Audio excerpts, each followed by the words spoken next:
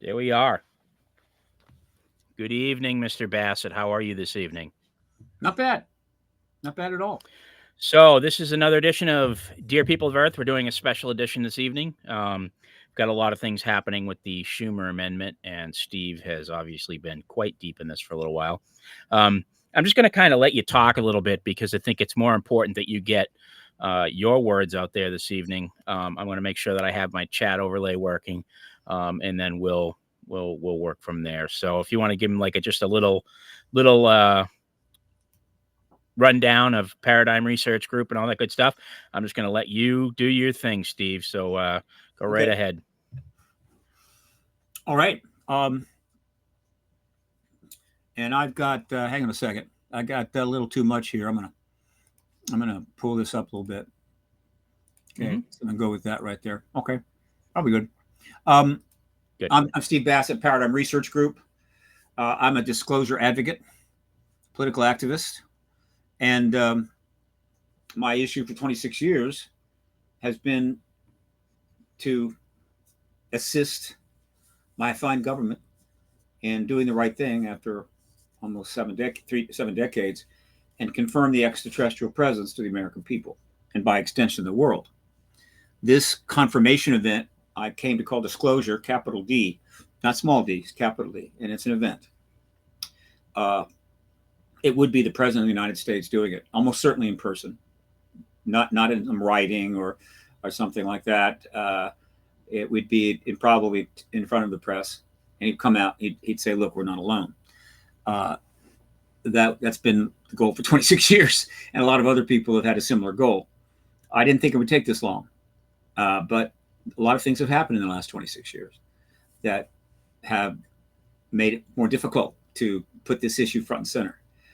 And it's a major issue. And so when you're talking about something of this magnitude, the activism, it takes a while. And this is true of every major issue of our recent time, certainly, the entire 20th century. So we're getting close to finally achieving this goal. We're getting close to this confirmation event. Not surprisingly, as we got closer, it got more and more complicated. And now it's very interesting. But nevertheless, I can see pretty much the end of the tunnel. I think we're going to be out of it pretty soon. So as the executive director of Paradigm Research Group, that's been my work for 26 years.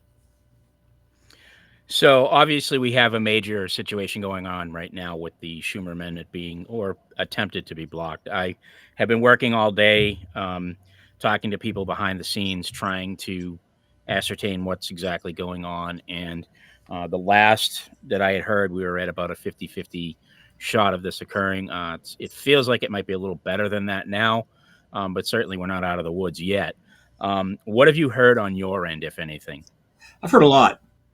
I work closely with Danny Sheehan, the legendary justice advocate, civil rights advocate, and now the chairman of the new Paradigm Institute, which is now fully underway with an office in Washington, D.C. And my understanding is this. There's two things happening. One is, not surprisingly, there's a big concern about eminent domain, which was deliberately and very overtly put into the bill by Majority Leader Chuck Schumer, which was unexpected, but he stepped in. This particular maneuver, or this particular action by Schumer, probably was forced by the coming forward of David Grush. I don't think if David Grush comes forward, Schumer has to do this, because it is clearly creating a bit of a kerfuffle. But Grush came forward and said we have non-human tech and non-human bodies. He then repeated it under oath. He hasn't been refuted. I mean, there have been a couple of statements from people sort of trying to soften it a little bit. Some pushback against Grush. They released some medical files, though who knows who did that. But the fact is that Grush's statement completely stands. And so in that sense, the idea that we have non-human tech, which is, as far as I'm concerned, extraterrestrial, but we can mince words, but non-human tech and non-human bodies confirms Roswell. And that confirms the fact that the U.S. government has known about this issue in great detail and has been studying it for 76 years. All right. I mean, that's basically confirmed, but not officially. All right. So Schumer comes forward with the eminent domain language. And for those that haven't been paying too close attention, we're referring to the, believe it or not, this is what it's called, the Unidentified Anomalous Phenomena Disclosure Act, UAP Disclosure Act. And they didn't have to use that word. Believe me, there's a lot of ways they could have named this, but they said Disclosure Act. And that was their way, and I appreciate it, their way of saying, we're paying attention. We know what's going on out there. We know what you're saying and doing and trying to accomplish. We're with you, right? We want it too now. But it's a big deal with huge implications. And so consequently, we're going to need to do it in an appropriate way, which is what this legislation is all about. And this is the fourth legislation that has been submitted. 3 have been passed.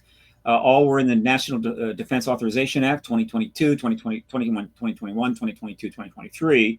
This is the 2024 Act. This is a major bill, the NDAA authorization, which how the Department of Defense is going to operate, get the money and all that. And so it's not some trivial thing. It's in a major bill, right? Which technically, unless you remove it, you can't pass the bill. I mean, this is serious stuff. And so right. Schumer Amendment actually is the same thing as the Unidentified Anomalous Phenomena Disclosure Act.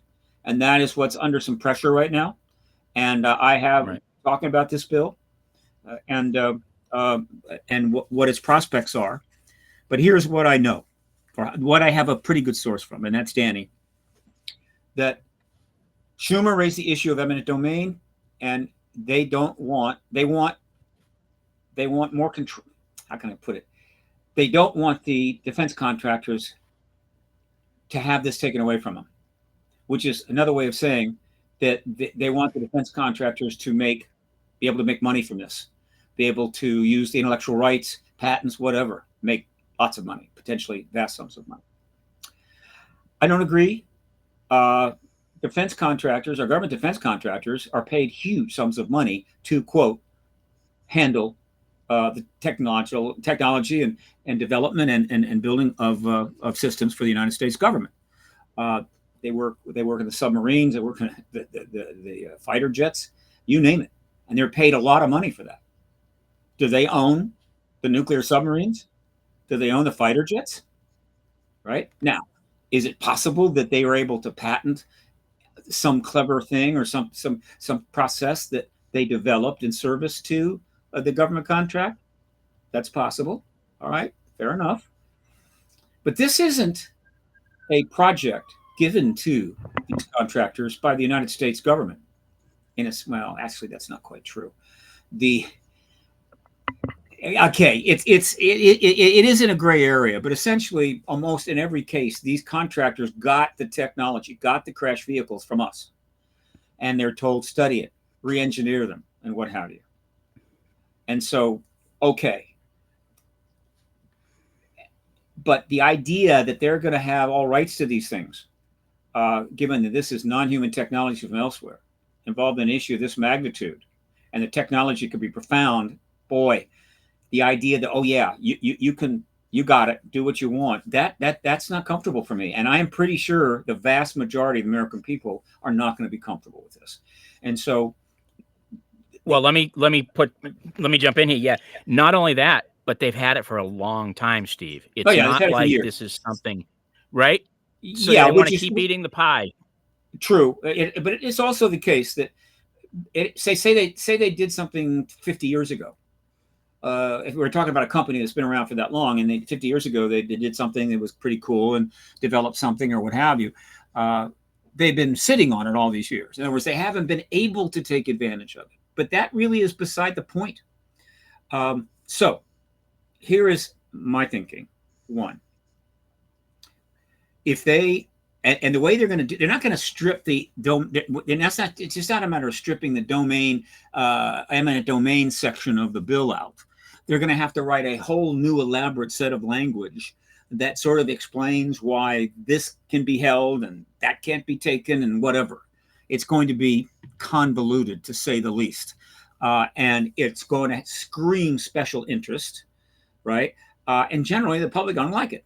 Okay, now, the fact is that, one, they could pass this bill and modify it that way, but at any time, the Congress can come back and strip that language out and go full eminent domain. So in that sense, assuming the will of the people gets expressed, it's not a tragedy if they come up with this convoluted way to make sure these government contractors can make more money. That's one point. And the second point is that if the eminent domain wording in there, which is quite strong and quite clear, stays in, that doesn't mean that these contractors can't achieve great benefit from this technology that they'd helped develop. Why?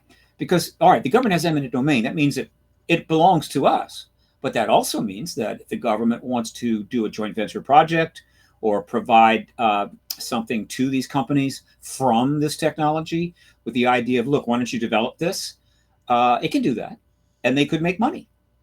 But when the government does, when it's done that way, and the government is coming to them and working out a deal where they can participate in this technology, it is the government's job, and I say this with my tongue in cheek, it is the government job that this will be done in service to the American people, not to the shareholders of this contractor or that contractor. And so what it means is it'll be a more reasonable situation where the American people will benefit, the contractors will benefit. And that's the way it should be. And I don't think that's being explained. The people that are doing the hardline case for this are not mentioning that just because we have eminent domain doesn't mean that arrangements can't be and deals can't be struck where these contractors could benefit greatly from their work above and beyond all that they were paid by the government to do the work in the first place. And so I support keeping that eminent domain. I think that McConnell is making a huge mistake here. There's going to be a lot of pushback. Now, the other thing that's going on is more complicated. There is resistance, and it may be coming from McConnell, regarding the Presidential Review Board, the Unacknowledged Anomaly Review Board, Unexplained Anomaly Review Board, which is another great name. And this is a 9-person panel. There's 2 sections devoted to it, what it does, how it's created, what its limitations are, what its abilities are, what its oversight is. These are huge sections. And by the way, I have the bill up on my computer right now, and I'm going to be referring to it very soon.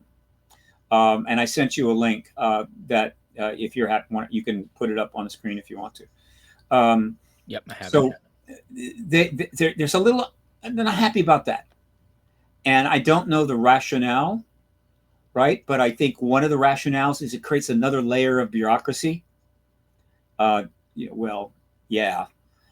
course, how many layers of bureaucracy stand right now between us and the most deeply classified issues and material and tech on this? But this particular layer of bureaucracy is part of the controlled disclosure process, which is discussed in the bill. And at one point, and I'll get into this later, this review board will have an important role to play, including oversight. And the idea, and by the way, the bill does talk specifically about oversight from a number of committees in Congress. In other words, they really are codifying quite a bit of oversight. And by the way, one of the principal problems with this issue from the beginning is the lack of oversight in Congress. And so it's not just the Presidential Review Board that is involved here, but so the idea that the Congress, various congressional committees will have oversight, but the White House, no, on a matter like this. And so what's really going on, I think, is that they know that if you pass that bill as is, and the Presidential Review Board is now codified, you have just drawn the White House into the issue. And that just makes it even more difficult to back out of this. There's just no going back at that point, right? The White House is now involved in a formal way. And the White House has been doing everything it can to stay out of this. But at some point, obviously, it has to get into it. Now, the ultimate engagement of this issue by the White House is when the president walks out in the East the East Room of the White House and tells a bunch of reporters that, based on what he has been watching in the congressional hearings at the Senate, that which are coming, I hope, and after discussions with his people, yeah, we're not alone. We have non-human tech and non-human engagement here, and that's a big deal. Right. And so that's one of their problems. They would prefer that not be in there. So that's an issue. And then it gets even more complicated, because what's going on, I believe, is that the way McConnell is leveraging his, quote, internal lobbying of the Senate, right, of the Senate members, he is influencing the House, undoubtedly via Mike Johnson and perhaps others, influencing the House to consider not voting for the bill, not passing it. So basically what he's trying to do is use the idea of the House not voting for this NDAA as leverage to convince the members of the Senate that they need to make these changes.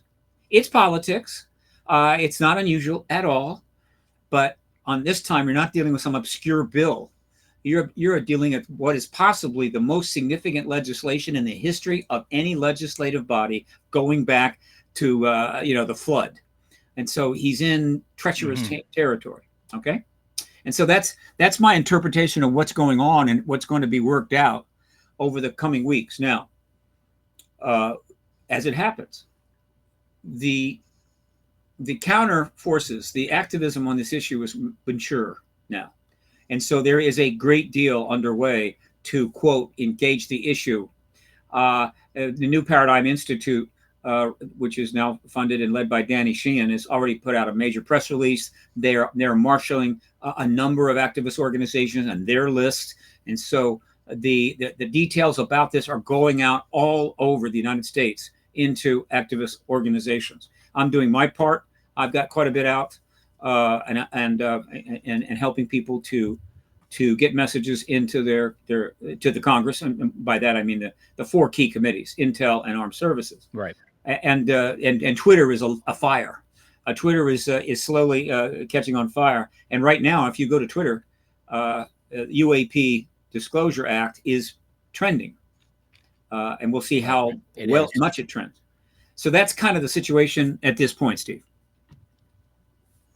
What about, we're talking about the language in this overall amendment, and one of the things that I found really exciting about this, and should it pass, is the caveat that anything, I think it's 25 years old. Could you correct me on that? It's 25 years past, should be basically released to the public, as far as the, whether we're hiding, that would certainly, I would believe that would certainly include Roswell all the way. Let me read this section where that is stated. Each unidentified anomalous phenomena record. Now, again, we're talking records. We're not talking technology. Right. Shall be publicly disclosed in full and available in the collection, right, no later than the date that is 25 years after the date of first creation of the record by the originating body, unless the president certifies as required by this division. Now, let's look at that. Not later than the date that is 25 years after the date of first creation. So technically, that covers every document prior to 1998. Now, let's be clear.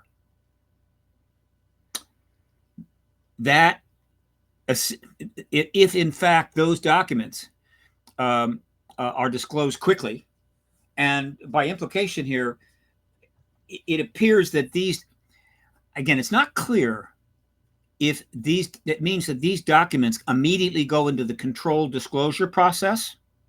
In other words, immediately they're starting to shove them in, but they still have to go through a couple of vetting processes, and some may be postponed, which is also part of the act. Or does it mean, okay, wait a minute. Oh, there's a subtitle to it. Continued postponement. Oh, wait a minute. Okay. I didn't read it all. Yeah, this solves the problem. Okay. 25 years after the date of first creation of the record by the originating body, unless the president certifies as required by this division that continued postponement is made necessary by an identifiable harm to the military and defense. So what it's saying is that everything 25 years ago and backwards theoretically could go right into the system and start getting run through, and could very quickly end up in the National Archives and be made public. But like everything else, if there is a national security aspect to it, they can be postponed. Now, people say, oh, well, there you go. Yeah, we'll never see it. No, that's not what they're saying. In fact, elsewhere in the bill, they actually describe what is involved with postponement. I mean, this is the detail that they go into. And with respect to postponement of any record or information, the appropriate authorities, appropriate oversight authorities, have to be provided a summary, a non-classified summary of what it is, right? And this decision has to be periodically reviewed. And more importantly, in this bill, it makes it clear that certain key people, committee chairs and other members of certain committees and others, are, by this legislation, granted the absolute full security level clearance, as well as special access clearance to everything the government has, period, on this subject. In other words, there's no longer an unacknowledged special access program. These oversight people actually go right into it, look at it, and they can't be blocked because they don't have the clearance. In other words, they basically have finally brought the oversight under law to the UAP issue by giving them power on the classification levels necessary for those assigned to assess that oversight, go anywhere, see anything, go in any base, go as many levels underground that it goes. That's in the bill as well. And so, by and large, this 25-year thing is important, but it doesn't mean that it's just going to be a river of information without review and nothing will be postponed. However, I can assure you that if the bulk of the files and documents prior to 1998 are released in a short time, disclosure is game over. Going to be acknowledged worldwide. And so the president and the Intel committee, they can't take the position, let's see what happens when thousands and hundreds of thousands of documents are released. That's a mistake, because the more that comes out confirming the extraterrestrial presence, the more awkward it is and the more irritated people will be that the president just doesn't get it done and come forward and acknowledge it, which means we have to have the hearings in the Senate first. So this is the dynamic. And there's a lot of things in this bill that, if you interpret them correctly, really point to an early, very soon action on the part of the Senate and the president, not a delayed action. But that is based upon interpretation. Others might see it differently. So I talked to you about a little earlier. We have a mutual friend. He had a question that he wanted me to ask you. Mm-hmm. So what motivations could possibly be at play where some members of Congress are actively trying to quash any transparency into this topic? What are they so afraid of if they don't think these things are not real? One would think that they would be overjoyed to support legislation demanding transparency to prove their point. However, I think we all know the real reason. Again, language is important. Are they trying to quash any transparency? No, absolutely not. They are focusing on a couple of things. And there's a massive amount of transparency built into this bill that is not under attack. So no. Let me state something this way. Look, after 76 years of lies, misrepresentation, undermining the issue, demeaning people, and all of it, and it's all not pleasant. Government does a lot of things which aren't pleasant. After 76 years of this, people are angry, distrustful. I get it. Pessimistic. What can I say? You're winning, right? You're winning. The analogy I like to use is not long before the Civil Rights Bill was passed in '64. George Wallace, the governor of Alabama, went and gave a speech, and again, a speech to and it was filmed. And you can find it in the archives. And toward the end of the speech, maybe the very end of the speech, he says, segregation now, segregation tomorrow, segregation forever. And shortly after that, they passed the Civil Rights Bill ending segregation. And so, look, yeah, it has been, a policy of the government. They've pursued it aggressively for a long time. But all things come to an end, including the truth embargo. And so we're winning. It's coming to an end. And so I invite people to put away to the side their frustrations, their anger, their distrust, and so forth, and just watch the process, engage it if needed. This is an example of that because they are messing around with the bill. But don't jump on every phrase or every word and have that, and then jump on that as confirming your long-standing frustrations and irritation. You may get in the way of actually being able to appreciate the fact that your desires to have the truth on this are actually finally being served by your own government. Isn't that wonderful? I've been in this for a long time. I'm thrilled by this. I'm happy by this. This is exactly the way I pretty much expected it to go. It's complex. It's going to require a lot of legislation, structure, and preparation. And another thing that might help people to not get too overwrought about a certain language, and that is something that I've stated repeatedly in podcast after podcast. I just can't. I wish I could get on and say the same thing on some major networks, but they're not calling. And that is this, and it seems so simple. The United States government has known about the ET presence for 76 years or longer, but at least 76 years. All right. They've known about it. They've studied it, investigated, re-engineered tech. They've been up to their ears. They've spent huge sums of money on this issue for 76 years. And so if that is true, what's going on? Why all this stuff happening? All right. Those who think that the government recently learned that there's something unknown up there that may be an issue and we need to find out what it is, and that's what this is about, are going to be deeply confused. It is not about that at all. It has nothing to do with trying to understand this phenomena as it stands. This is all about setting up the very important and necessary legislation. Now, three years and a fourth year of legislation, setting up the right department with the right mandates and mission statement. That's AERO, after several iterations of that, briefing many members of Congress, right? And also giving other parts of the government a chance to sort of show the flag, like the NASA, which has not been able to touch this issue ever. It could set up a group to study. Fine. Does NASA need to study? No. Would they? But still, all of that is done not to really get to disclosure, though it certainly well, actually, that's not true. It is done to get to disclosure, no question, and there is an aspect of it. But its principal job is to get ready for post-disclosure. So everything that's being done, all the legislation, it absolutely goes into full operation 1 second after the president confirms the extraterrestrial presence, and we're in the post-disclosure world. At that point, everything is going to be needed. There won't be any reticence at all. We need the legislation to deal with the transfer of information. It's going to go on for years. We need a number of things clarified. We needed a very important office. The AERO is what it's going to be. It'll be heavily funded, heavily staffed, and it has a big job to do in the post-disclosure. It needs to be ready to go, right?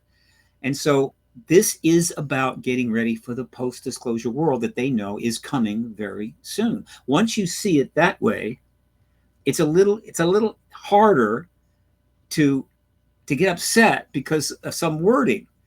Because, in other words, they're doing all of this because they're about to disclose, not in some way because they're about to postpone disclosure. All right. And that's why I'm pretty comfortable with what's going on. And I'm just trying to ease people's mind here. We're winning. We're about to win. Now, the process is still subject to dramatic events in the world. And God knows the world serves those up on a regular basis. Yeah. My next question, my follow-up to that would be, what if this doesn't pass? I've heard, so obviously we talk to people in the background, but the term catastrophic disclosure has come up. Bogus term. I Don't don't know know what who that came even up with it. means. It's just a dumb, useless term. Right? I think they were. I think what they were referring to. In fact, I think it's confusing. But I think one implication of that term is that disclosure will be catastrophic. All right, no matter how it's done, and there'll be ontological shock, and we'll all, go crazy. That's a piece of nonsense that's been in the propaganda from the government for 70 years. The other implication is that there's a way to go about disclosure that's very helpful and right, and there's a way to do it badly, right? So in other words, they could screw it up, but just because they get it a little wrong, that's not catastrophic. That just means it's not quite on the mark. It may have some issues, but catastrophic? Absolutely not.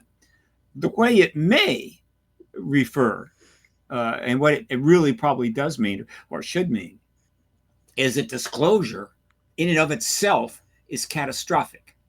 To who? Not to us, to the government. Because disclosure we're going to enter a period that's going to last for a while, in which the United States government is going to have to answer some of the toughest questions it has ever been asked. And it's not going to be in a position to say, screw you. It's going to have to answer these questions. It's going to have to be truthful. And the answers to these questions is going to be really, really, how would you say, tough. Tough. And so the third reason for all that we've seen happening, remember the two reasons are: one, to get to the place where the president can disclose, but also have everything set up when he does disclose. And the third reason for all of this is that, as opposed to Xi Jinping doing it and us just sitting there and like, oh my God, and having to answer those same questions, right? No Only good. it's Xi Jinping that just finally ended the truth embargo.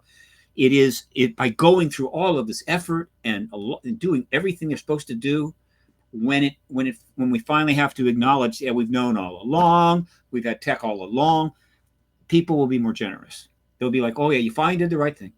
You've set it all up. You're responsible. Looks good. You've got a basis to get information to you. Let's just move forward together and not look backward.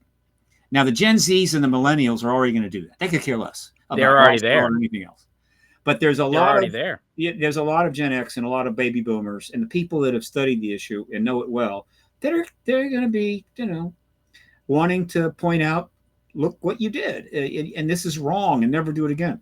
So it's a public relations maneuver, and it's a good one, and it'll probably work. So catastrophic disclosure, I don't think it's of any consequence unless it's viewed in that way. Meaning, there's some people in there that think, for as far as we're concerned, the government's concerned, yeah, any disclosure is catastrophic because I'm going to have We're to in go out deep. and answer some questions.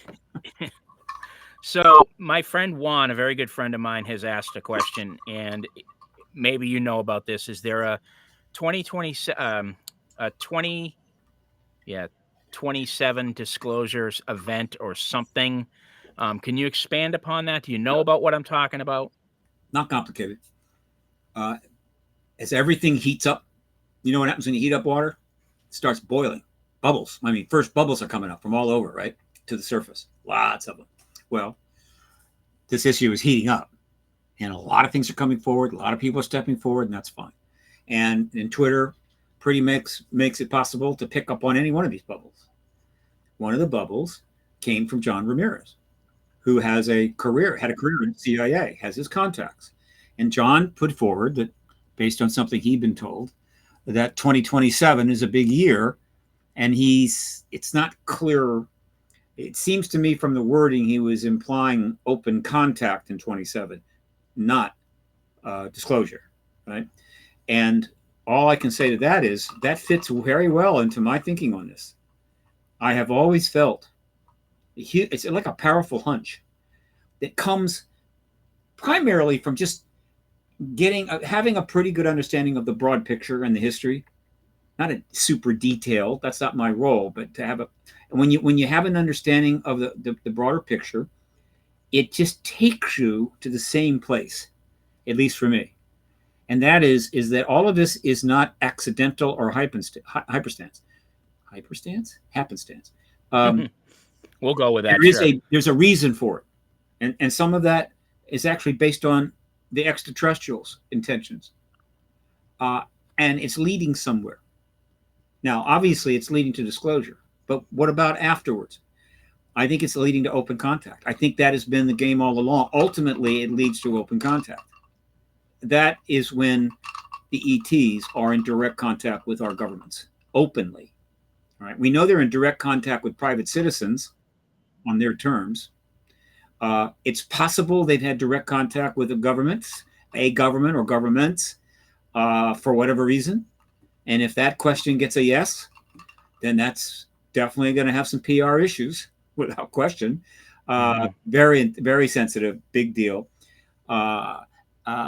Or so it may have already happened, but it hasn't been open. Open contact will mean that there's going to be communication going on between one or more of the extraterrestrial species, races, whatever, and authorities on the planet Earth. Which ones, I don't know. But it'll be open in the sense that that communication is going to be pretty much conveyed to the world's people.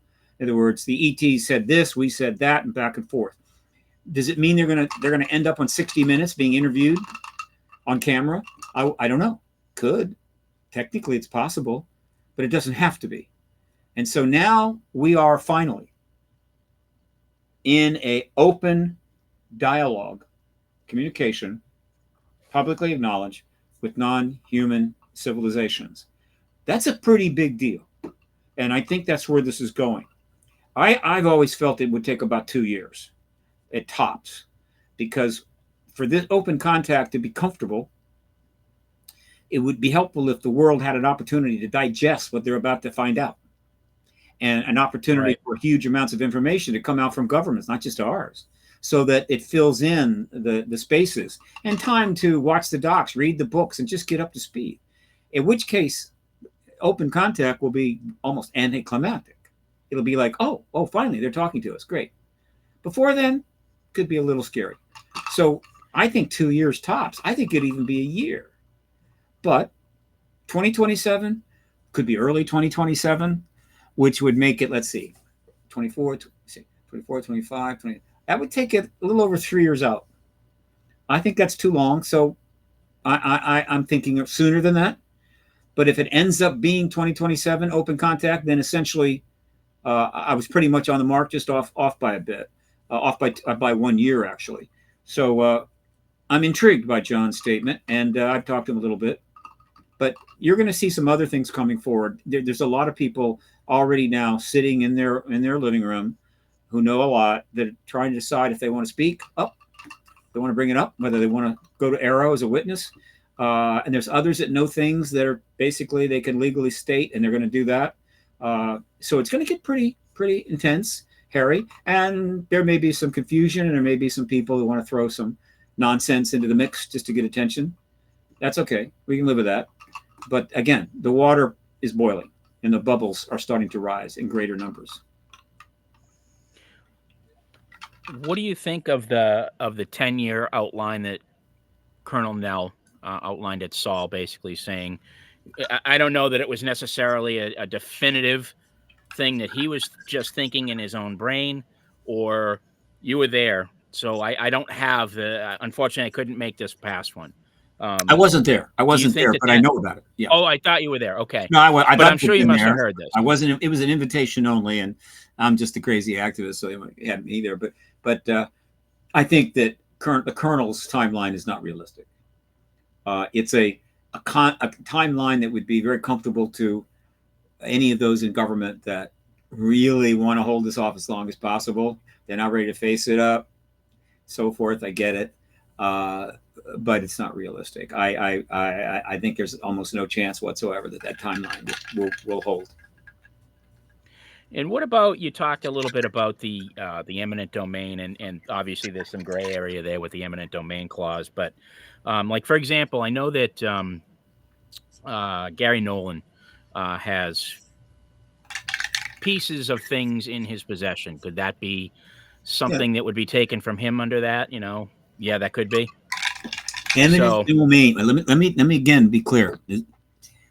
Eminent domain. What that bill is saying is that we have eminent domain capability, and that's what it's saying. We have eminent domain capability.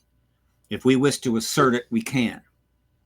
So, and that includes all tech bodies and so forth.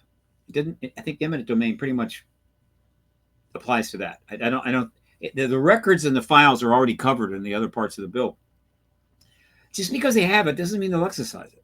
So some people are thinking that, they're going to, as soon as they pass the bill, they're going to start sending out teams of people to defense contractors and breaking in the basements and hauling stuff out. No, not at all. In fact, the bill states that, I think it's still 300 days. I can confirm that one of the first things that they are requiring, and I'm going to go to this bill, just take a second, is that in service to this section, okay, let me read it.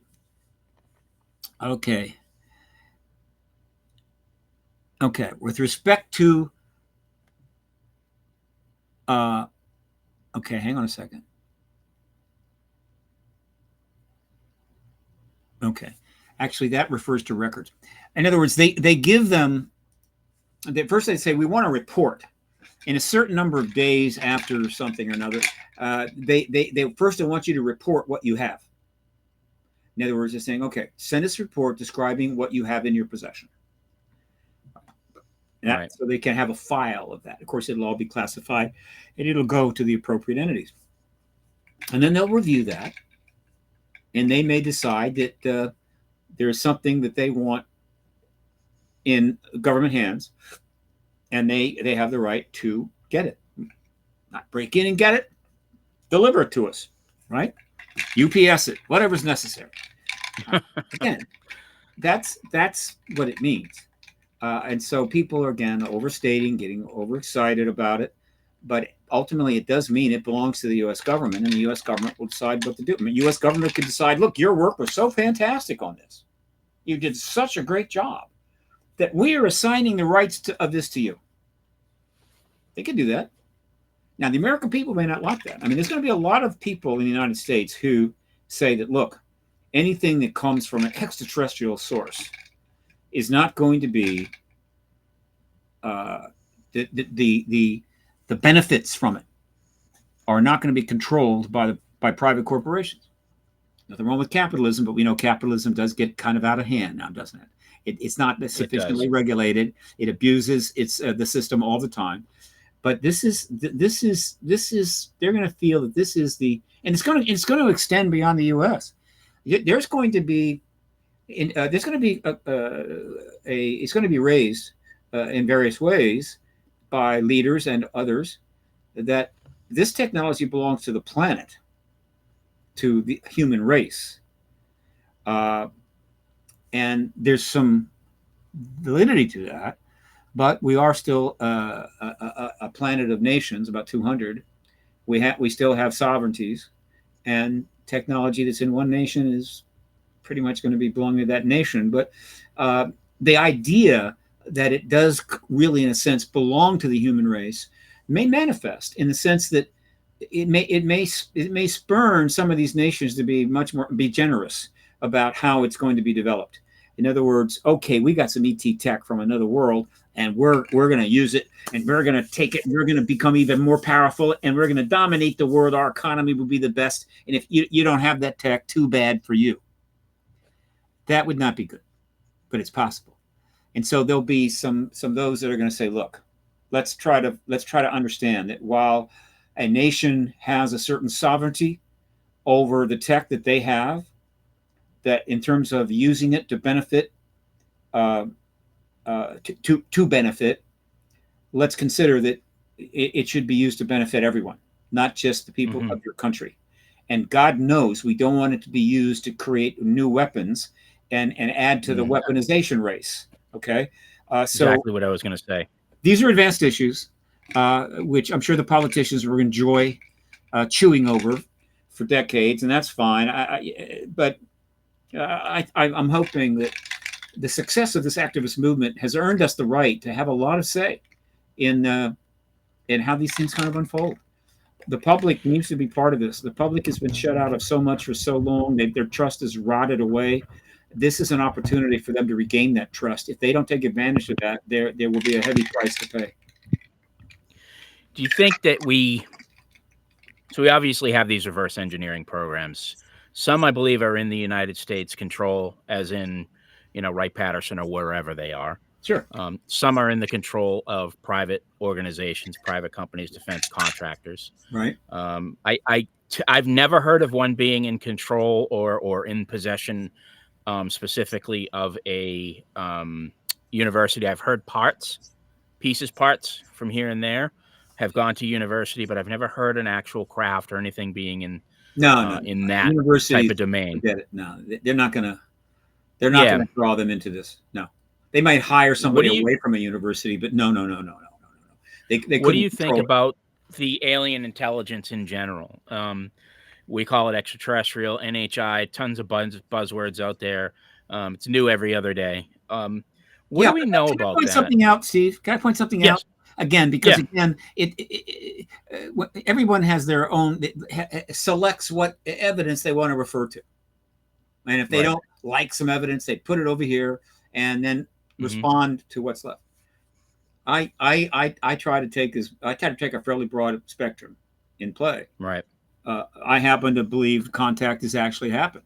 I feel pretty good about that. Almost, actually, I think it's Hmm. absolutely certain. I have Right. pretty high confidence that contact with extraterrestrials in our ancient past has happened as well.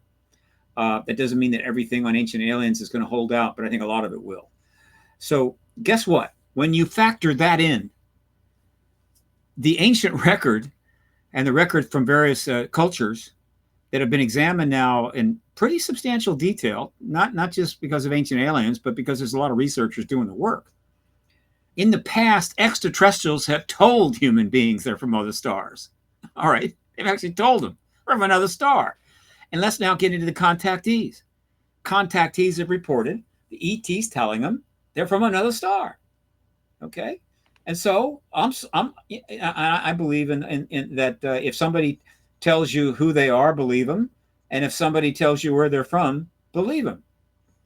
And so again, I'm someone that believes they are from another star, not from the future, not from another dimension, not from the inner Earth, but from another star.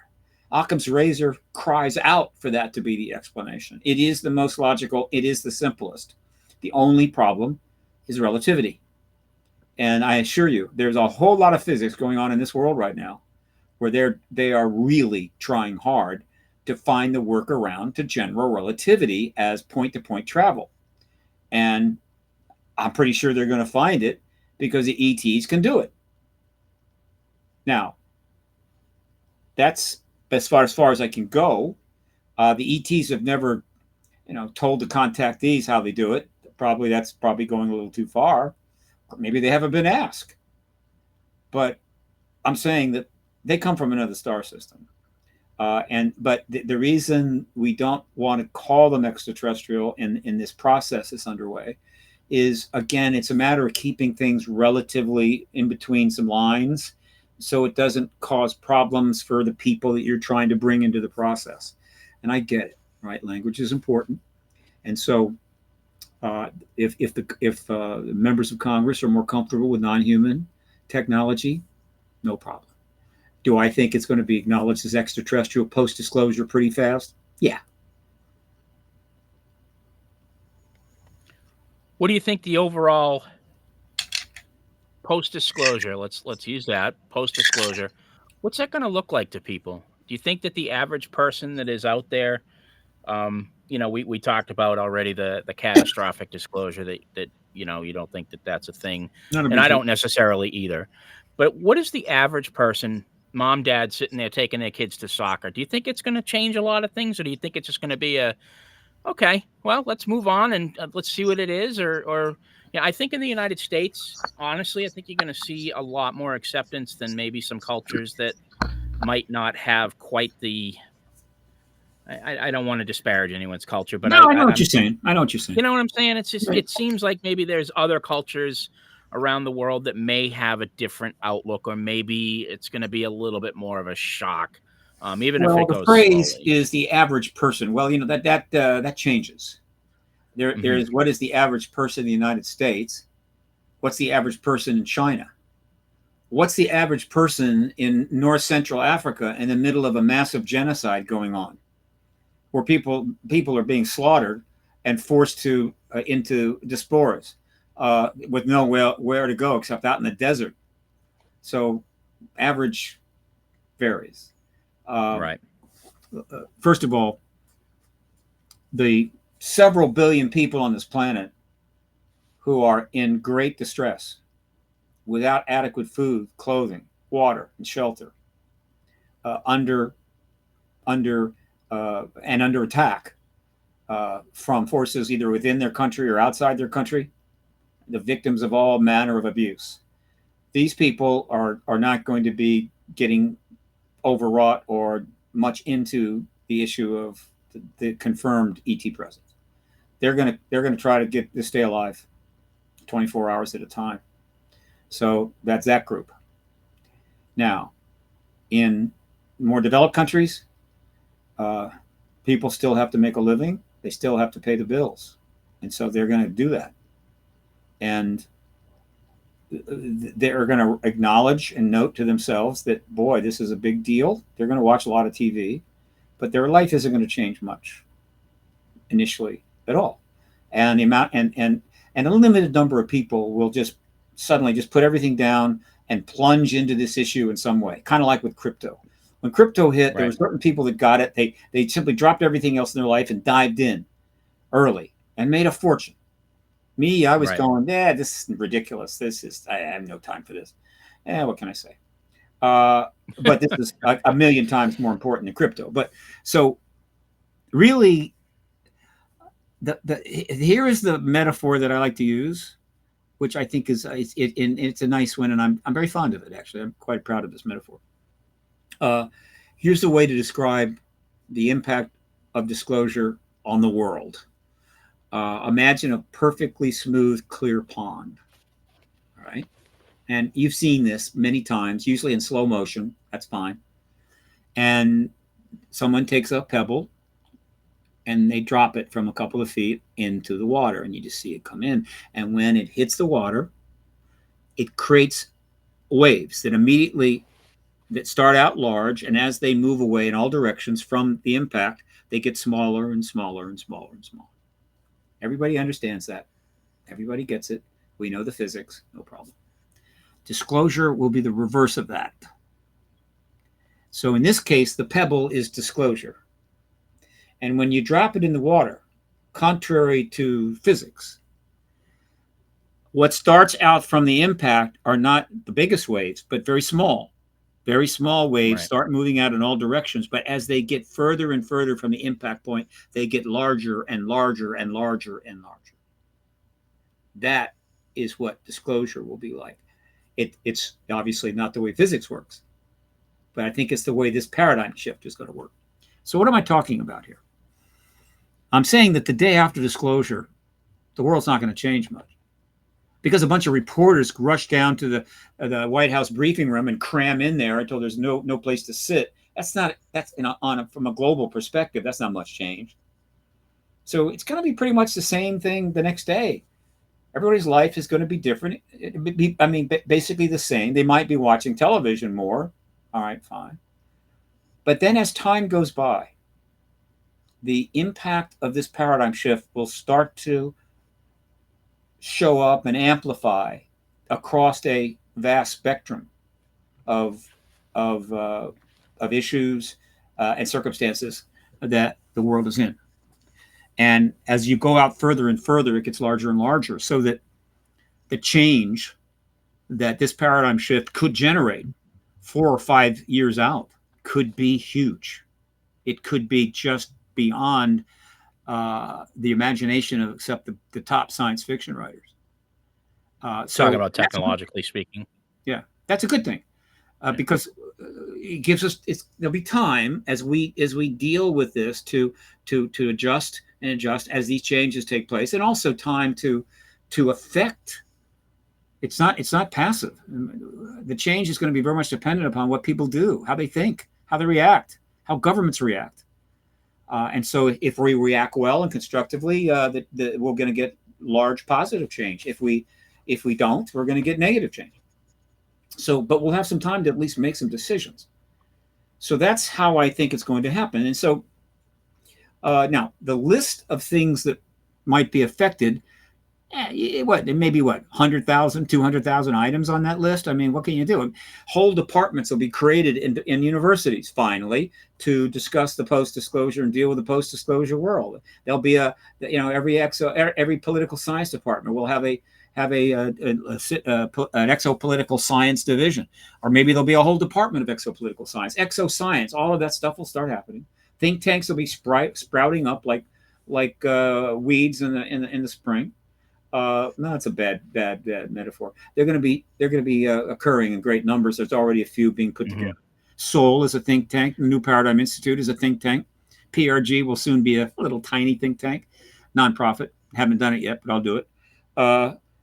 And so there's going to be this massive engagement of the post-disclosure world that will be part of this change that's going to take place. Now, open contact in 2 years, say 2 or 3 years, even that will be similar.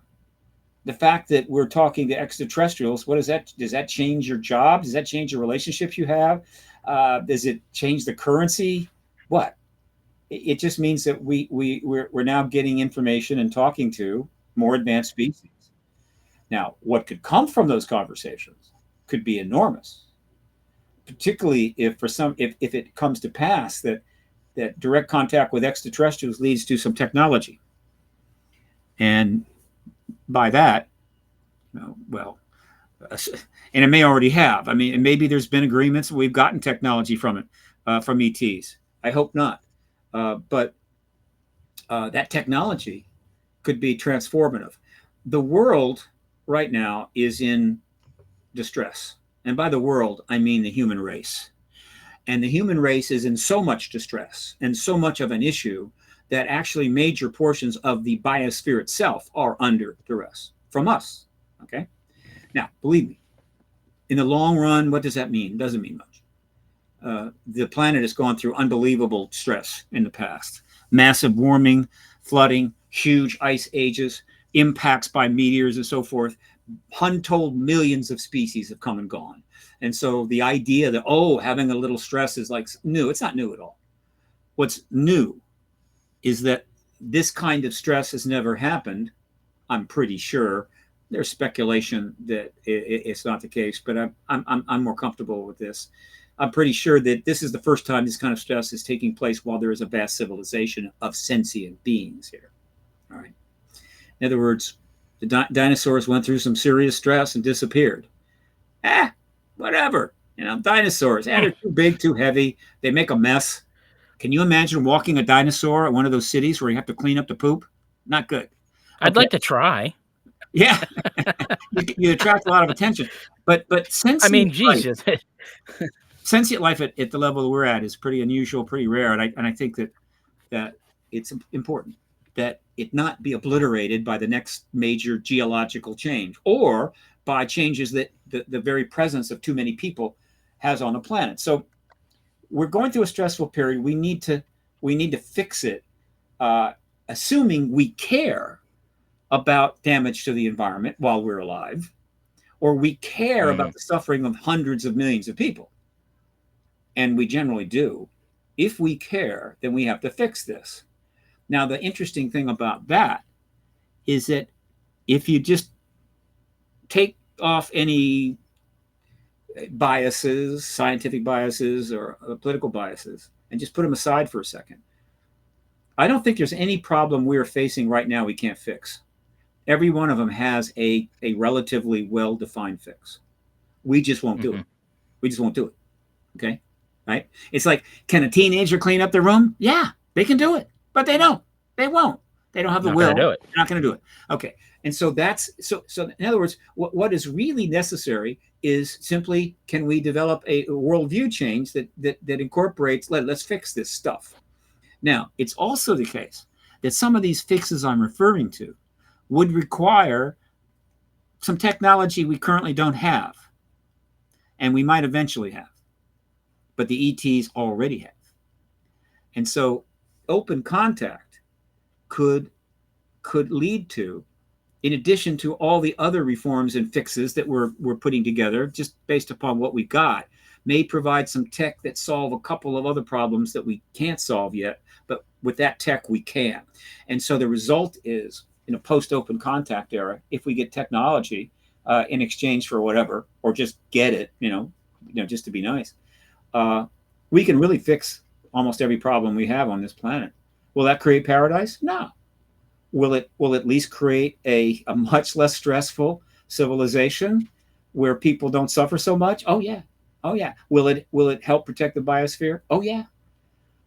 What can I say? So if I'm right, the only thing standing between us and a very much different and how would you say, um, pleasant world Okay. is disclosure.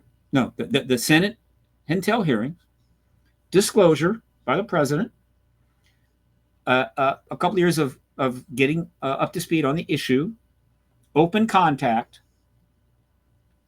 a lot of reform projects that now get traction because people are thinking differently. A lot of fixes actually being done. Reform as in you're talking about reform as in these environmental concerns that you're Oh, talking about? everything, Okay. everything. We need Everything. political reform, geopolitical reform. We need reform of how we handle our science. We need education reform, monetary reform, and there's almost nothing we don't need to reform right now. Right. Uh, I and, would agree. and then there are actual physical things that need to be fixed that require technology.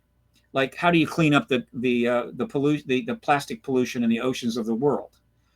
There's some people out there that are picking some stuff up with some ships and getting a lot of attention. God bless them. They estimate that they could do it in 25 years. I'm thinking maybe more like 125 years, but at least they're trying. We're generating plastic a hell of a lot faster than they could possibly clean it up. And so ultimately, Right. unless there is a technological option, we're going to eventually, at some point, you're going to be able to walk all the way from California to Japan without getting wet. You'll just walk across the trash. So we got, that's kind of a physical fix that some maybe different technology would help, and that may be there. And so we're not talking about a large framework of time. We could have a profoundly different world in 4 or 5 years. But first, we have to get disclosure, because we're not going to change the world at that level without a worldview change of great magnitude. And we don't quite have the tech to do a lot of these problems, but that may come from open contact with ETs. This isn't a science fiction novel I'm writing here. It's not good enough to be a science fiction novel. It's kind of boring in some ways. What's important is that it's all logical. It follows from basic understanding of what is happening, what we know. It follows logically. And so therefore it's not sci-fi. It's just a matter of connecting some dots and doing the right thing. If for some reason this Schumer amendment doesn't make it, for example, could this cat ever be put back in the bag? Do you think it's just too much, Oh too no, late? absolutely. Oh, the cat's out of the bag. What'll happen is the cat's going to scratch the hell out of the members of Congress. All right, they're going to all have cat scratch fever. This will, if they cancel that amendment, this will probably do more to galvanize a worldwide activist movement on this issue than anything to date. It will make my job unbelievably easy, right? And because this is a nonpartisan issue that affects every person on the planet, and so consequently, there's nobody of any religion or virtually of any religion, any nationality, any race, or any political persuasion that can't and won't be irritated by that. And so the criticism, the shade is going to descend on them like a blizzard, and it's going to drive them nuts. So they pull this amendment, and all hell is going to break loose.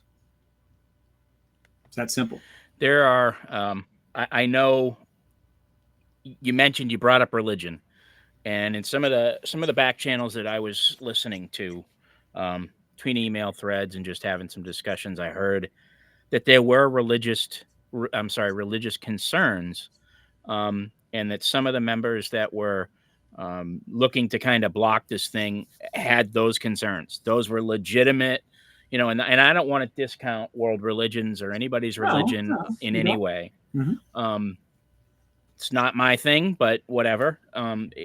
It is something that I believe, as a nation, as a people, you have a right to think whatever you want for your religion and Sure. practice however you want. Mm-hmm. But I've understood that was a part of it. That there was a concern about that aspect. And do you think that that's an unwarranted concern, or do you think that that's something that is warranted? I mean, if you listen to what the Vatican says that extraterrestrial life is not incompatible with Oh, a god. It's not incompatible with our God yeah. in that respect. It's not a concern for me. Look, if somebody has a religious issue with it and it's a concern for them, that's fine. It's okay to be concerned. What is important is what is the overview of this? And quite simply, uh, there are thousands of religions in this world and a number of major religions. And if you just do a reasonable, fair analysis of these religions, the only segment of the religious population or the religious believers in this world that are likely to be measurably discombobulated are the hyper or very strong fundamentalists. Now, you can be a fundamentalist in any religion, but some religions just don't lend itself to that. But the vast majority of the people that are religious in this world are going to be fine with it. The vast majority. And there'll be a small portion that will be disturbed. And generally, it's going to be the fundamentalist zone. And that's it. I mean, the idea that there's going to be some people out of 8 billion that are going to have a religious problem with this issue is hardly shocking. But how many? Are we talking a billion? Nah. Maybe a million, which is what? 1/8,000th of the population. It's like the entire Asian religions, all of them, are going to have no problem with this. The Catholics, at least the Catholic leadership, is on board. The Muslim faith, which is almost equal to the Catholic faith, is under enormous stress now. But it's primarily political stress. It's not worldview stress. The Muslim faith per se doesn't have significant objection to the idea of this. It's actually there's actually allusions to it in their faith, and the famous jinn, Jinn, that is part of their culture, but they don't have a built-in significant bias to this. There are a few fundamentalist Christians that have a bias to a lot of things, and they're constantly brought up, and it's not really fair to them, and it's totally misleading, right? Look, if fundamentalist Christians are going to be upset by disclosure, that's legitimate, and it should be acknowledged. Right? This is upsetting you. We understand. And can we help? I mean, is there anything we can do to mitigate your upset? But ultimately, they'll have to deal with it as they deal with it. But constantly bringing them up as a reason why disclosure can't happen is really insulting to them, because it's not the case. Fundamentalist Christians are not going to stop the disclosure process. Now, it is there are some instances where these two things have come together in ways that are notable. Luis Elizondo referred to it. There's a cadre of fundamentalist Christians within the military community, including in the Pentagon. Okay, obviously that is not a lot, and they're representing a modest amount of the population, but they're in positions of influence. And so in that case, some of these fundamentalists have shown resistance to this issue, and to some degree maybe have been able to hold it up or block it or what have you. And that's not shocking. That doesn't necessarily reflect what the entire fundamentalist community would think of it post-disclosure, but it is show that religion can, under the right circumstances, be a bit of an impediment. But by and large, Look at the process. They're not stopping it. They can't stop it. Never could stop it. They can raise an objection, but overall the process has gone way past that.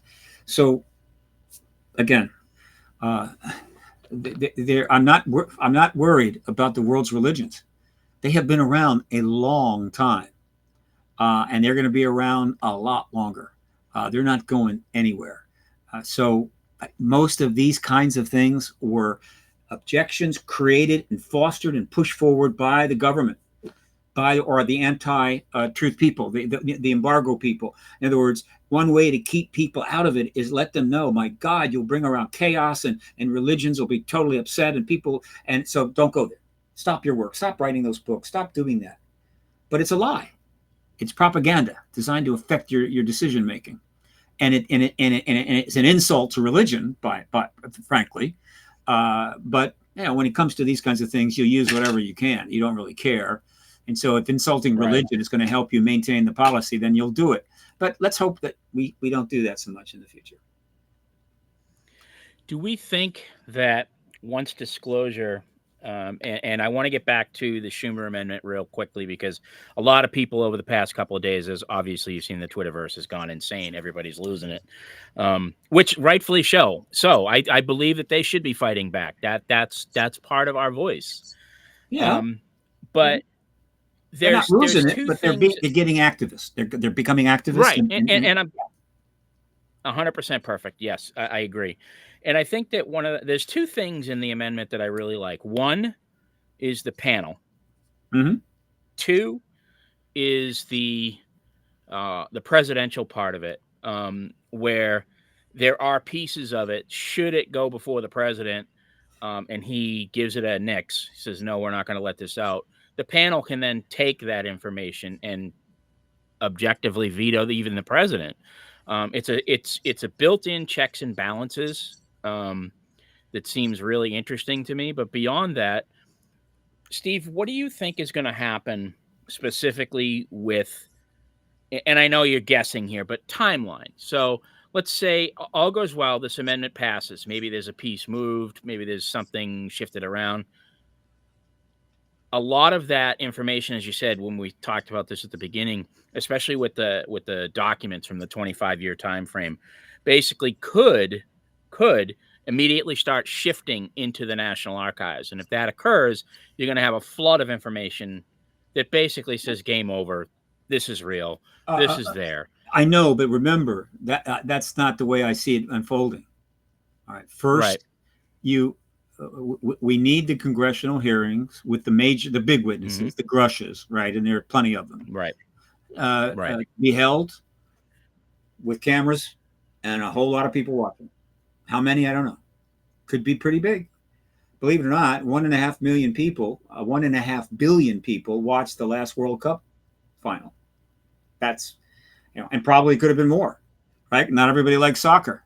So there is the capability for 2-3 billion people to watch a live program. You just have to make sure that everyone that's broadcasting around the world has access.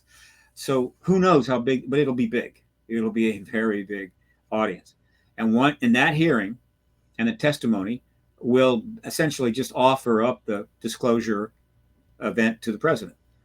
In other words, the president won't be forcing it on anybody, won't be demanding it, won't be leading it even, but rather the president will be acknowledging it.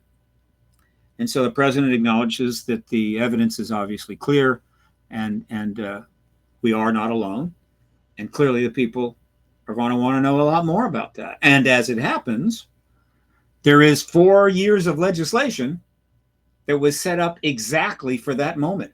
So the moment the president says that in fact, there is non-human intelligence engaging our world, or extraterrestrial presence in our world, or non-human tech, or whatever. The moment those words come out of the president, we are instantly in the post-disclosure world. And guess what? As of this bill, once it's passed, pretty much everything that was needed to immediately address the demands of the world for the information that confirmation triggers, it's all in place to deliver it. And they can start on day one. And so right away. The provisions of this legislation is now it's law, but it's put into effect. Now, the fact is, even without disclosure, even if we don't have disclosure, these bills will be operating. And so, let's say disclosure was put off 2 years. In those 2 years, stuff is going to start coming out of the classified world, going through the pretty well-defined process that they're talking about, much of it being revealed to the public and then ending up in the archives, which is a major part of this bill. That'll be happening. But again, logically, look, every day, more and more people figure out we're not alone.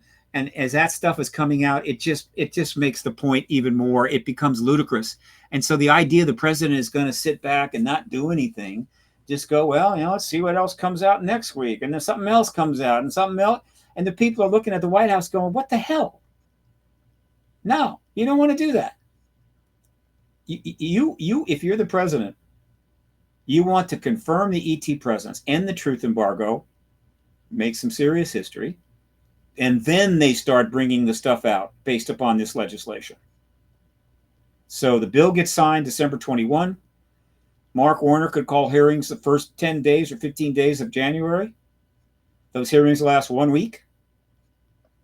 End of January, or shortly after those hearings, the president comes out in the East Room and announces the ET presence. And then, nothing much is going to be in the system at that point. The bills are not going to be, how would you say, being engaged at. And then those bills go into full effect. Now, everybody wants to know everything at once. Confirmation has happened. And the whole process by which it starts coming out gets underway. And the president can sit and watch that all happening. That's wonderful. Knowing that he's the one that basically triggered it, right? Okay. And other nations, of course, will follow suit. And other nations are going to be revealing stuff too. Now, whether or not they have this elaborate legislative structure that we have, I don't know. I'm not aware that anything like this has been legislated anywhere else in the world. But to be honest, they don't really need to. In other words, everybody's going to be looking to the U.S. They expect a huge amount to come out. France may have some things. But do they have to set up quite the elaborate structure that we do? No, because one, they're not the United States. They're not a major nuclear power, right, with massive global responsibilities for the safety of maintaining civilization. And so they can just pass a law and say, look, okay, as of now, our stuff can start coming out of the archives and the French stuff will come out. UK, they may pass some legislation. They've got a lot. I was just going to mention the UK. Yeah. But, I happen to know a few people in that little arena. So, yeah, sure. It was kind of like the UK is on that one, too. Yeah. Now, if you're the UK, the US has already done 4 years of legislation, put it all together. It took a while, and then It's done. So how hard would it be to them to create some legislation? They can use us as a model, whatever, whip something together, like pass it through to Parliament, and boom, and then they start bringing stuff out. It's the first nation, particularly if it's the US, that has the really big problem. Russia and China do not have that problem. So I assure you that they will very quickly, well, let me put it this way. Wow. They might take the attitude that the less we know, the better, and they may not reveal anything. They may just say, whatever we got. You don't need to know what we got. That's possible. But I think they will acknowledge the extraterrestrial presence. Otherwise, they'd look silly, and dictators don't like to look silly. And so Putin and Xi Jinping may acknowledge, there's an extraterrestrial presence, and we got stuff, but we're not telling you what we got. Other nations are going to probably want to bring stuff out. So it won't just be the U.S. And again, if we have disclosure and somehow they're not going to, they're going to drag their feet on getting this material out, or if we pass this law and we don't get disclosure, other nations may start revealing stuff. It's going to get really messy. And so, again, at some point, you got to know when you've been defeated. All right, this is a line early in the fantastic movie Gladiator, where Maximus is talking to his aide, right, and his aide, and the Germanic tribe they're about to wipe out, right, is ready to go into battle, with the Roman army, and the aide turns to Maximus and says, you got to know when you're defeated. And Maximus says, well, would you know that if you were them? I get it. It's easy for me to acknowledge that they're defeated. It's a little hard for the government to realize it's defeated in some cases. The truth embargo is gone. It's over. And it'd be helpful to the extent that they finally can accept that. We'll see. But overall, again, we're almost there. I'm not too worried about now disclosure happening through. It will take an outside event of enormous consequences. A nuke event. A nuke event is going to put this on the back burner. Absolutely. And let's just hope that doesn't happen. But yeah, you feel all the rest of it at this point is, I mean, it's come a long way, just since 2017. Basically the dam broke. I mean, it was at that point that when Lou brought all that out, it was just basically at that point everything just kind of flooded off the thing. So, well, I mean, and you've been working, but for most people, they wouldn't have understood that. But the moment they came forward, the moment that I opened up the website for To the Stars Academy of Arts and Science and read the bios of the 10 people that were essentially making up in addition to Tom DeLonge, there were 10 people. The moment I read those bios, I knew pretty much what had happened. That the sentiment had gotten so strong inside the military intelligence complex that at least 10 people decided to act on their own as private citizens, come forward with things that could shake the trees, which is exactly what they did. And so I knew the disclosure process was underway. It's my belief that the plan was to announce in 17, and rather to announce in 17 but early in 17, after Hillary Clinton was come forward, after Hillary Clinton was elected, probably even come forward before she was inaugurated in the transition period. But when she lost, that they had to rethink it because she wanted to disclose. That was something on her agenda, and she was looking forward to it, I think, and I don't blame her. But Trump, no, this wasn't a thing for him, and so when he won, they had to regroup and rethink. I think some people dropped out, some new people came on, whatever, but they made the right decision to ultimately come forward in October. In October of 2017, and so great. And I knew pretty much that was probably the beginning of the end. It's also worth noting that all the legislation, the last 3 years, which is like what I call the most intense period, the first 3, there were things happening, a lot of behind the scenes. It was pretty messy, not clear what's going on. But then starting with December of 2020, we got real serious, and the process really becomes formalized. And Marco Rubio will get the historic credit for that. And it's worth noting that in this 3 years, from December of 2020 to December of 2023, and actually before December of 2020, the legislation was kind of being considered and put together in 2020 in the middle of a pandemic that got worse and worse and worse. And yet the law got passed. And then we go into 2021 and the pandemic continues. It's raising hell, creating economic problems and everything else. And the legislation continues. And then we get into 2022 and Putin goes to war in the Ukraine. All hell is breaking loose. There's all kinds of discussions of potential nuclear war. It's a mess. It's awful. It's completely consuming the press. And the legislation continues. And you get the third tranche in 2022. And then this last year, more Ukraine war and other problems and other things that have happened, pretty awful. And here we are with probably the final bill. So that's how powerful the disclosure process ultimately became.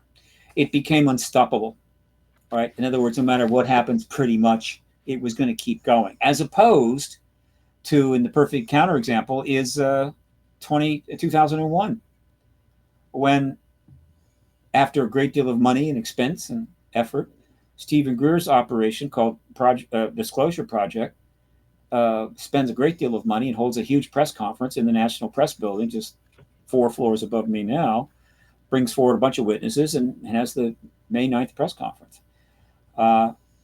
boy, looking pretty favorable. I felt very optimistic. This is going to shake the trees. This is going to get the press. There was a lot of press in that room, believe me, national and international. 4 months later, 9/11. That's it. Tabled everything. Stopped it cold. But that was then. That was 2001. This is 22 years later. It's going to take something of an even greater magnitude than that to stop this process now. And the only thing that really comes to mind, that it would be a nuke. It could be just a single nuke, either by the forces in Ukraine or by a terrorist group, non-state operator, whatever. That would table it. In other words, they're not gonna be getting together to hold a hearing in front of the Senate if a nuke goes off somewhere. Period. It's going to be tabled indefinitely Mm-hmm. while they deal with that. All right. It's going to take about that. I can't. Nothing else comes to mind. Well, okay. No, there's a few things. If China were to launch an all-out invasion of Taiwan, even without the nukes, tabled, no question, not going anywhere. And we'll have to wait until that's resolved. So that's again the kind of magnitude that it's going to take to stop the process now.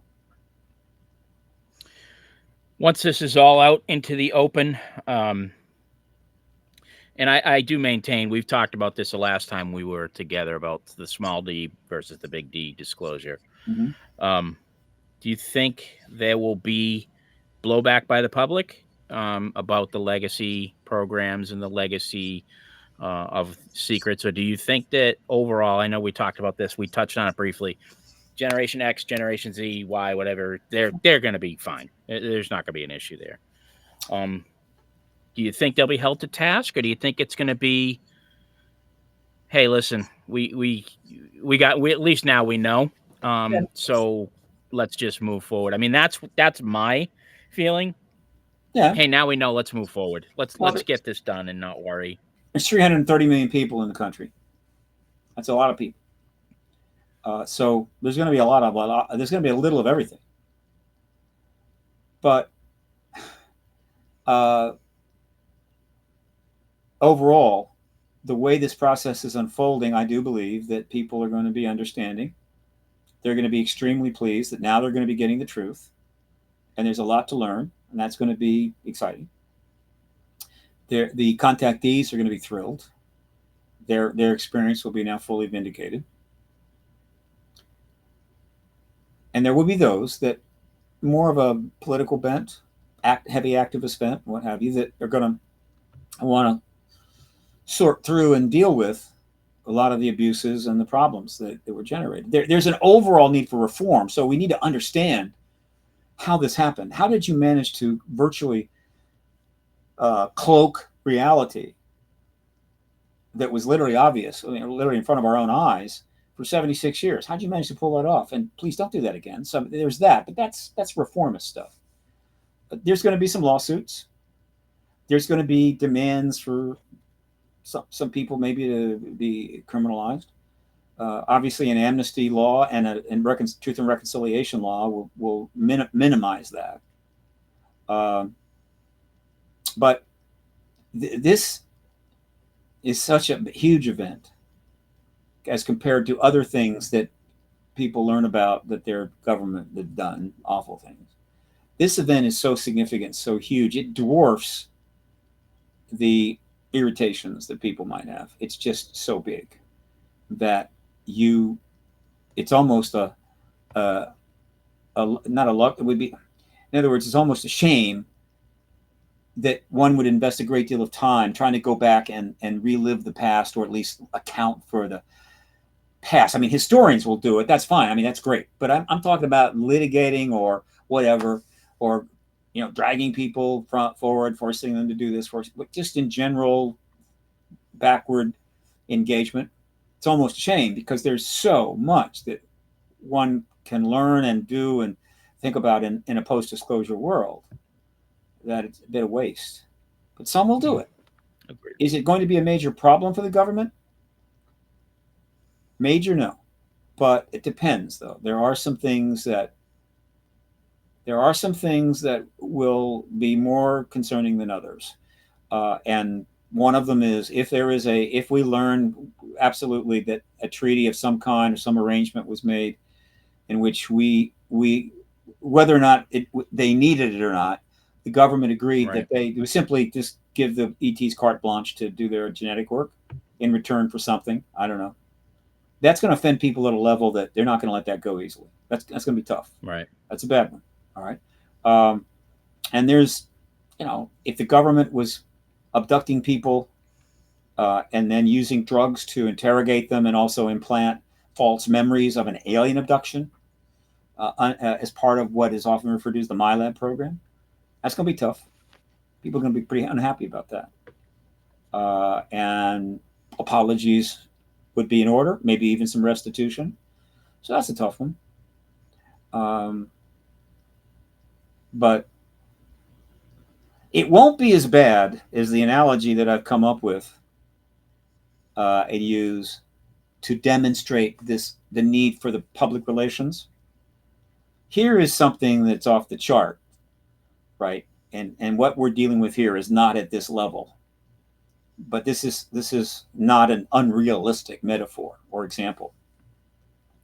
Let's say our government in the early 50s, as part of research doing on biological weapons or whatever, came across an extraordinary finding that they quickly saw a promise in, and in a short amount of time, were able to come up with a drug or a treatment of some kind that virtually took out all cancers. Period. In other words, whatever cancer you got, just took it down. Right? An anti-cancer, universal anti-cancer treatment or drug. And so, wow, that's pretty big, pretty cool. We should tell the people about that right away. Let's get this out there.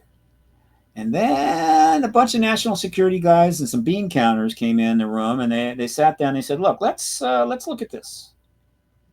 All right. If we let this treatment out, it's going to extend the lifespans of millions and millions and millions of people. And that's going to bankrupt the social security system. And that would be a real problem. Right? Now, they could pass new laws. They could extend the dates and the ages and whatever the hell, but overall, it would be a nightmare. And so it'd also be a diabolical cover-up. Yeah, well, that's the point I'm making. That okay, and they decide for national security reasons, because obviously our safety net, they decide we just can't tell the public yet. Let's see what happens. And so for the next 76 years, this extraordinary medical treatment is simply embargoed. But then, based upon research and activism and other things, eventually the embargo must end. And somebody's got to walk out in front of a microphone at the Department of Defense, in a briefing room, or maybe at the White House, and answer this question. Did the United States have a universal cure for cancer in 1951? And the answer will be yes. That's a public relations problem. This ain't that bad. It's not that bad. I hope there isn't anything like that in the government's world that they would ever have to deal with. I hope not. But that's what I mean by a real public relations problem. And I don't think that's even recoverable. I mean, I think you're talking about overthrow of the government. You're talking about all kinds of things. People will go nuts. That's diabolical. There will be lawsuits and the trillions of dollars. It'd just be awful. So, not that bad. But that's what I'm getting at. It's bad enough that public relations is on their mind, and this process underway is going to mitigate that problem for them. So it's certainly an interesting next couple days anyway to see what's going to happen. Oh, yeah. Do you have any final thoughts or things that you'd like to get out there? Well, I sent a link. I don't know if you were able to put that up, but... I do. I have that link. Okay. There's a link that I put up that is a link to a message or a PRG update that I sent out. Okay. So it's a link to the update. You just read it. But on that update, and what this update is about is this, that when it comes to getting messages to Congress, I have a way that I think is the most preferred. I think it's the way to go. I could be wrong. People can call, people can send a letter, and can send an email. Okay, well, okay, fine. Each one has advantages and disadvantages, but by and large, let me put it this way: compared to those three, I think there's a superior way if you're on Twitter, and it's called tagging. And so, what you do when you tag a message is you go at Senator Schumer, at Senator or Senator Mitchell, whatever. Uh, I want this bill to be passed and without any changes. It's very important. And you just got a message in there that you support this bill and you do not want it changed, and you do, and you want it passed. And then you just post it. Right. I've got a list that I put out on that link that I just told you of all of the members of the House, Senate, Intel, and Armed Services committees. These are the key ones. About 100. And so you could even send the same message to each one. That's not a problem. And so you could just, post at paste, post at paste, and you could send easily a message to all 100 of them. And how does that work? It's cool, because the way Twitter works is if you tag somebody in a message, that message goes to their notifications. It doesn't go to their page. In most cases, only they can post on their page. But it goes to notifications. And they just pile up there. Right? So every office has a staffer, and one of their jobs is to, quote, monitor email and monitor social media, particularly Twitter. And so the staffer opens up Twitter, goes to notifications, and sees all these messages coming in about this bill, scores of them, right? Could be hundreds. That is something that they're going to then refer to the member. They're going to say, look, this is coming in, because their job is to see what people are saying about them. And so if somebody says something about a member and tags that post, that member's notification is going to get in there. And so they can get some feedback what people are saying about the member. This is important. And so they just tell the member goes to the notification section, just scrolls, and the member in a few minutes can just go scroll them all and get a very good sense of how much people want this to happen. This is extremely effective. And it's easy. You can do hundreds of these. Now, I'm not going to put out a boilerplate message, because when you do something like this and the target is getting the same message boilerplate, it negates its power.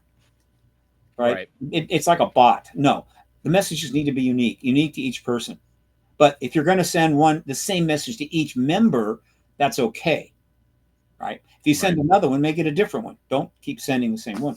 So that I set that up and I put it out. I put it out on Twitter. When I put that Twitter link version of that, which is basically also included all 100 handles, Twitter handles, that's gotten over 300,000 views in about 2.5 days.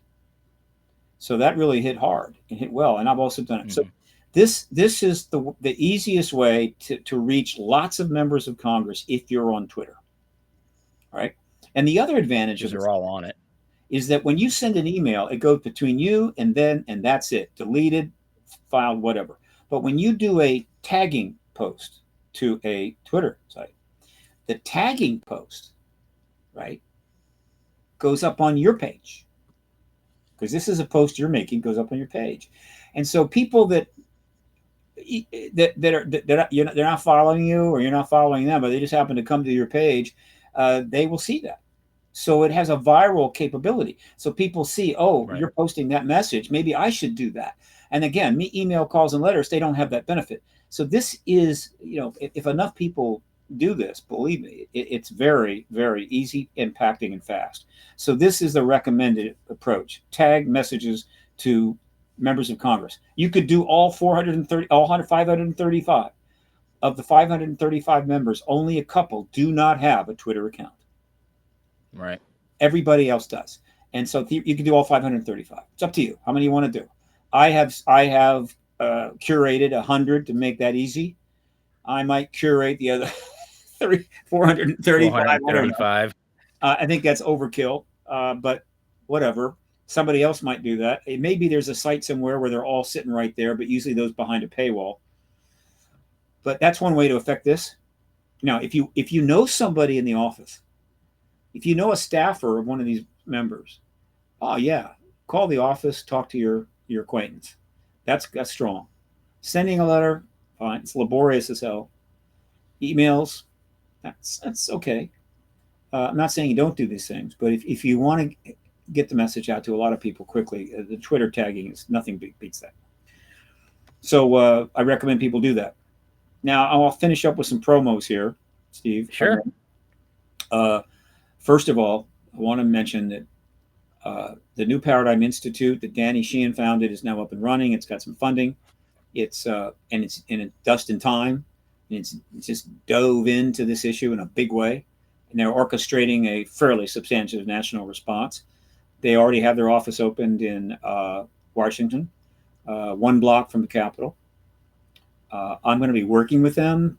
Eventually, I'll have a little think tank underway. I'm 2 blocks from the White House, so yeah, it's kind of a nice setup there. And Danny, they've already gotten out a very substantial press release. It's up on all of my social media accounts. It's also up on Twitter, and I send it out to my groups. And let me do this. Hang on, I think I've got it. Let me send you that link. This is a very substantial press release put out by the New Paradigm Institute. I hope I have it up. Maybe I don't. There it is. Hang on. Here's the link for your viewers. And check it out. It's, it lays it out pretty clearly. I'm going to go here, private chat, going here. Whoops, not that. Bingo. Okay. So that's the press release. There's going to be more press releases, I assure you. And a lot of other activist organizations are going to be joining in this effort. This may not be their issue, but this issue really affects everyone. So that's going to happen. And so the New Paradigm Institute is up underway, and they're going to be looking for millions of dollars of funding, because this is a big deal. This is going to have a very substantial, high-level advisory board. It's going to be a full think tank. But to be, obviously, the real deal, you need money. So those of you that want to really affect the post-disclosure world, give consideration to, if you've got the big bucks, donate to the New Paradigm Institute. Something else. On November the 1st of this year, I co-founded with my partner, Dan Harari, my publicist, an organization which I think is going to be very useful. And nothing like it, well, there was nothing like it in this field before. And it's called the Hollywood Disclosure Alliance at hollywooddisclosurealliance.org. It's modeled after the Environmental Media Association that was founded in the 1990s by Norman Lear and his wife. And it still exists today. And it has all top A-list major people and others in its supporting structure. It was launched to bring together, to network together, to facilitate interaction between the entire entertainment industry, actors, directors, producers, cinematographers, production people, everything, and the entire environmental activist movement, so that they identify who's interested, who wants to get involved, so they can get together to create content, massive content, that would help to educate people about the environmental issues, of which there are vast numbers. I mean, this is a much bigger movement than the disclosure movement, I assure you. And it's still around, and it's done a huge amount of work. Okay, we created up the Hollywood Disclosure Alliance. Its goal, and it's a nonprofit. It will make no money. It will only raise donations, tax-free donations. It will sell nothing, no attendance fees, no subscription fees, nothing. All it's doing is trying to connect the entertainment industry with the UFO UAP community. And so we have entertainment industry founding members, and we have UAP founding members. And then we have a board that's about half and half, entertainment board members, UAP board members. And so what that does is, for the UAP community, you've got these people in the industry that are basically saying, by being on a founding member, they're saying, we're into this. We're into this subject. We want to deal with this subject. And so that means that those that want to do docs or streaming series or whatever the hell, they kind of know who they want to go talk to. Right? And as the number of entertainment industry founding members grows, they will have a greater and greater network. So they're not going to be knocking on doors and being told, we don't give a damn about that subject. Don't bother us. They're going to know that these people want to deal with this issue to create content. The entertainment industry, of course, will have an idea of who they want to reach out to, right? The people in this field. Why? And this is necessary because the truth embargo has separated these two groups for 70 years, preventing it, making it damn near impossible for the people in this field to get access to that kind of money and that kind of technology and production ability. And the film industry people, they don't want to buck the truth embargo, so they've made a couple of $100 billion from fictional movies about extraterrestrials. That's great. Love it. No problem. I've been to see most of them. But they have never allowed a documentary on the UAP subject to have big screen distribution. Wouldn't do it. Haven't done it. So the Hollywood Disclosure Alliance is about networking, and it's all about the post-disclosure world. Its value becomes very important in the post-disclosure world. It's not going to have much impact on the situation now. We hope it will grow. I think in not too long a time, we're probably going to have about 200 or more founding members and maybe a board of about 30. And we have an executive board that runs it, and then 30, the larger board will be like ambassadors. So that is now underway, 30 years on. The website is still in development. It's got some things to be added, but it's open and you can check it out. The only way that new founding members can come on board is they have to be referred in by other members, other founding members or board members, and they'll be reviewed by the executive committee. It's not just apply. It's not like applying to college. But if someone has time and grade in the film industry or in the entertainment industry and time and grade in the UAP issue, odds are they can be a founding member. So that's underway.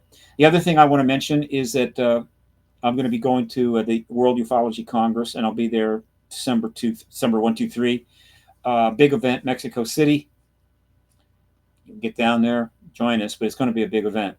Mexico is very into this issue, big time.